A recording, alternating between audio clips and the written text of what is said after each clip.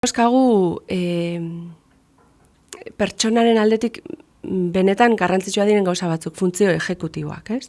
Funtzio ejekutiboak dira arreta, memoria, kontrolerako daukagun gaitasuna, malgutasun kognitiboa, ez? Gauzak iritziz aldatzeko, eta bar. Orduan, karo, hor teknologien diseinua, ez naz hartuko erabilera makarrik, baina diseinua iluna da. Dago manipulatua.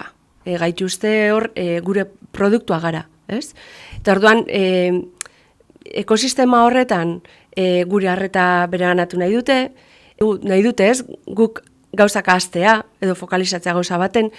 Orduan, karo, ikusi behar dugu garapen psikoevolutiboa, oda aurra garapenaren ze momentutan dagoen ezaugarritza desberdina dela.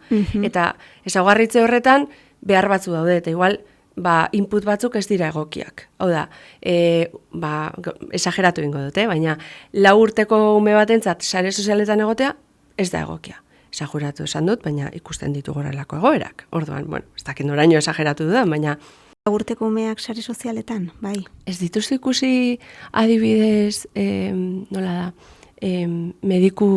medikuaren itxaron gelan, guraso batek TikTok ematea haur txiki bati denbora pasatzeko, lasai egoteko, bueno, horrelako ez, oparitxoak eukitzeko guraso bezala, kakotzen artean. Hori nahi etzai tokatu, zait oporretara jun, eta gozartzeko garaian eukitzia ondoko mailan 2 ume txiki, bakoitza bere pantailarekin, gozaltzen zuten bitartean.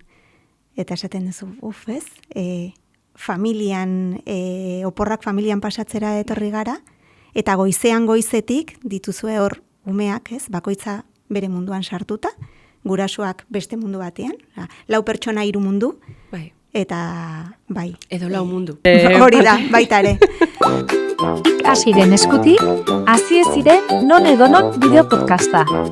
Hasiera eta heziketa gaiak izpide gurasoentzat.